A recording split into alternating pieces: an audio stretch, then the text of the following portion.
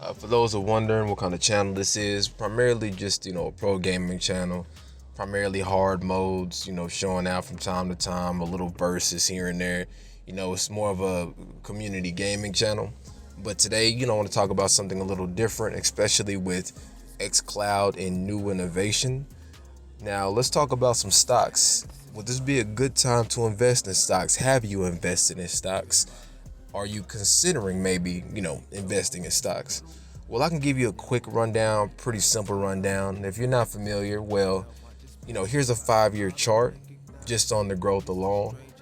Here's another sample. You also have Apple and their growth.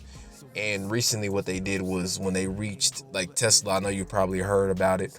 Well, it reached basically 2,000, it was like 2,500, something like that. And what they had was a stock split. So if you had one share at, just say 2,500, when it did the stock split, it reduced it to about 440, 450, but it gave you 5 shares.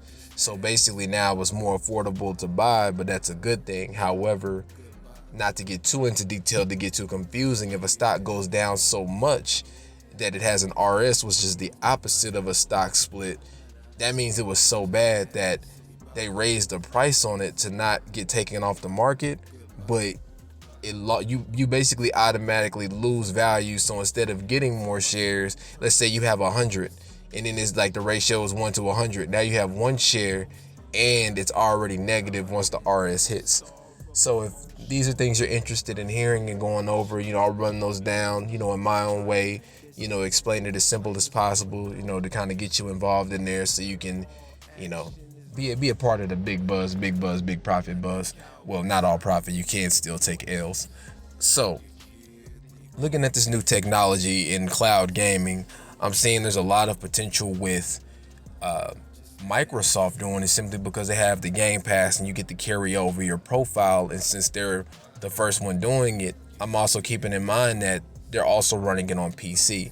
So when you have Sony's only at like $77. And I know people are like, well, this is not a conversation about who's better between Xbox or PlayStation. They're like, well, PlayStation's better, it should be higher. But that's not how economics work. Like PlayStation and Sony, they have their devices, they have their things they focus on, but you forget that Microsoft has been collecting revenue from their live and developing their live services since early 2000, like 2005. I believe they actually started with the Dreamcast.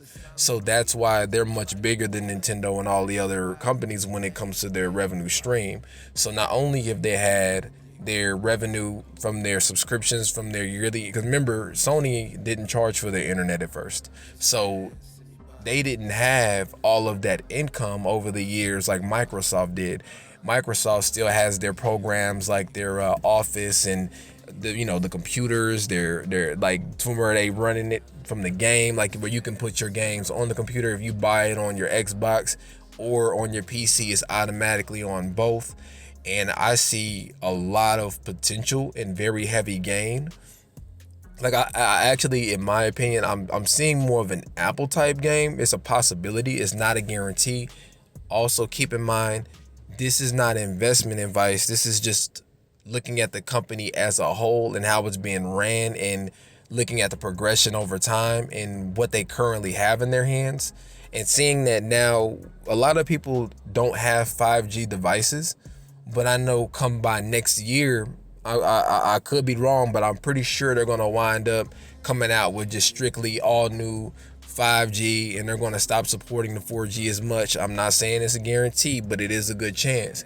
And once those new devices come out in 2021, going over into the new year with the new console generation, then you're talking about everybody mobile will be able to play these games. And the Microsoft controller and the attachments, it's not very expensive. It's a pretty decent, it's pretty decent price. But or you can just connect your Xbox controllers to it. And I know if you saw my previous with the model phone I have, I don't believe it'll let me because I have 3 different models of the controller. But I was just like, if it doesn't work with one, I'm just assuming. Like they have the mod attachment, so I'm just assuming they want their money or going to try to make money on it. But I've seen it's not hard to connect the controller to it. So considering you can sit here and play your game no matter where you are, and we're in the esports generation, Like there's so much potential that comes around with cloud and how fast it is in 5G that it's endless. Like I mean the potential is, I can't even explain to you or break down to you how much potential is here.